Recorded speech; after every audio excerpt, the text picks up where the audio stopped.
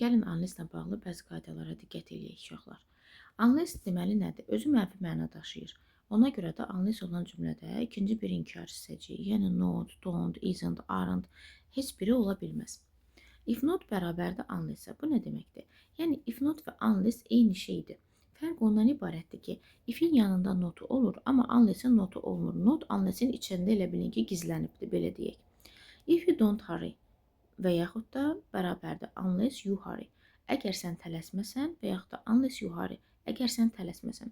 Məna etibarından bu cümlə ilə bu cümlə eynidir. Sadəcə olaraq burada if don't, burada isə unless istifadə olunubdur. Burada not qoymuruq çünki unless-in özündə gizli bir not var. Keçirik unless-in cümlə quruluşuna. Baxın, unless iki dənə sadə cümləni bir-birinə bağlayır.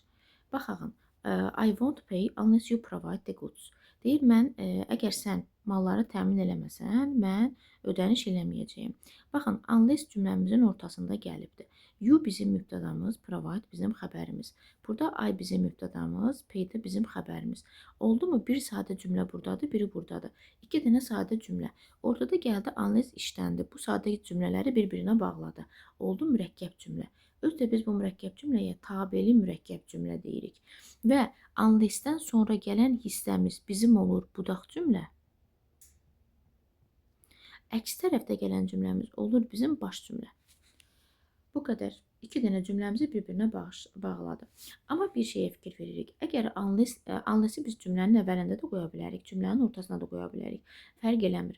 Əgər unless cümlənin əvvəlində gəlibdirsə, bir məqama diqqət eləyək ki, o zaman cümlədə fikrimiz bitən kimi ortaya vergül qoyağın. Unless it rains, vergül, we will go out. Deyir, əgər yağmazsa, çölə çıxacaq. Deməli, fikir bitdi. Vergülümüzü qoyduq, unless cümlənin əvvəlində gəlibsə. Sonra cümləmizə davam elədik. Unless-in zaman uzlaşmasına baxırıq. Deməli, birinci qızıl qaydamız nədir? Unless-dən sonra əgər biz boşluqda will və would görmüşüksə, bu zaman həmin variantı atırıq. Çünki unless-dən sonra will və would gəlməz, işlənməz. Sonra və burada bir şey var, deyir ki, unless əgər məna cəhətdən gələcəyə işarə eləyir, amma özündən sonra present simple istəyir. You will be ill unless you stop eating. Deyir ki, əgər sən yeməyi dayandırmasan, sən xəstələnəcəksən. İndi baxaq, unless əgər sən dayandırmasan. Baxın, dayandırmasan o demək deyil ki, sən bunu bu dəqiqə dayandır. Deyir ki, keçən günlər ərzində. Sən o mənada deyir ki, yəni keçən zaman ərzində, bir neçə gün ərzində yeməyini dayandırmazsan, sən xəstələnəsən.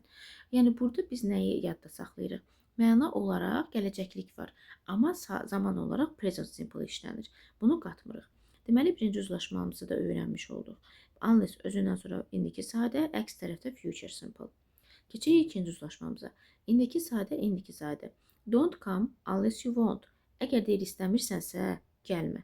Baxın, əgər sən istəmirsənsə, unless bu cümləni inkarlaşdırdı. Gəlmə. Və özündən sonra present simple aldı. Əks tərəfdə də present simple inkar formada aldı, əmr formasında aldı. Sonra və iki dənə sadə cümləni bağladı bir-birinə. Burada oldu, deməli, iki sadə cümləni bağlayan, tabeli mürəkkəb budaq cümləni bağlayan bağlayıcı oldu. Növbəti uzlaşmamıza baxaq. Burada nə verib? Unless özündən sonra present continuous, əks tərəfdə isə present simple. We needn't take our umbrellas unless it is raining.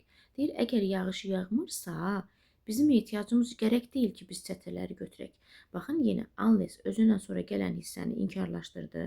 Özündən sonra indiki davam edici zaman aldı. Unless varsa burada ikinci bir not qoysaq, həmin cümlə tamamilə səhv olar. Və yenə də budaq cümlə yaratdı, tabeli budaq cümləsi yaratdı. Deməli, burada özündən sonra gələn it is raining hissəsi oldu budaq cümlə, əks tərəf oldu baş cümlə.